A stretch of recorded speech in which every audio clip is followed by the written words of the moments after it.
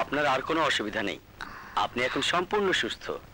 রাস্তায় সাবধানে চলবেন, সন্ত্রাসীদের গুলি তো আর ভালো মন্দ বিচার করে আঘাত করে না। সাবধানে না চললে এর চেয়ে আরো বড় বিপদ হতে পারে। আসি। ভাইয়া, তোমার পকেটে 340 টাকা হবে? 340 টাকা কেন বলতো?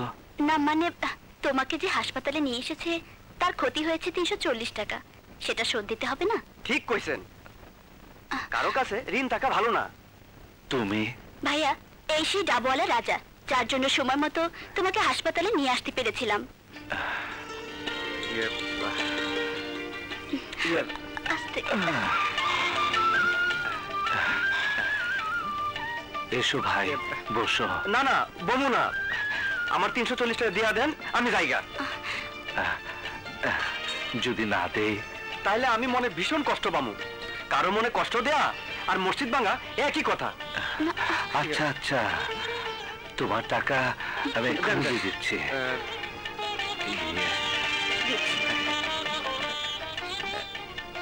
340 টাকা না? 340 টাকা।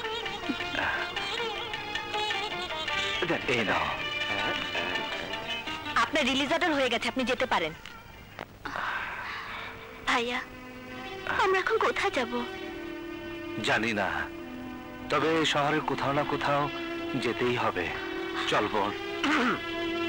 শোনেন, এত রাইতে আপনারা রাস্তা রাস্তায় ঘুরবেন, আমি থাকতে তা হইতে পারে না।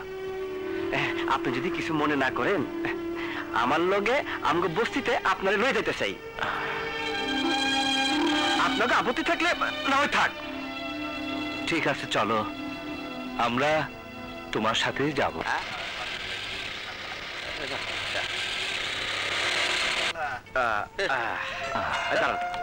এলেন টাকা। যাও যাও যাও।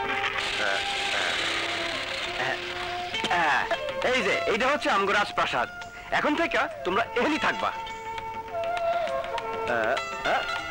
রানী, রানী, এদিকে আয়। আরে শালা, এ তো মেলো টেনে তুলেছে। বল, কি হয়েছে?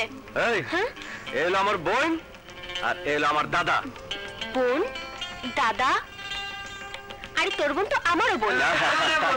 শোনো বোন, আমার নাম রানী, এখানে তোমার থাকার কোনো অসুবিধা হবে না। চলো দাদা, আপনিও চলুন। ঠিক আছে, তোমার যাও। যা যা যা।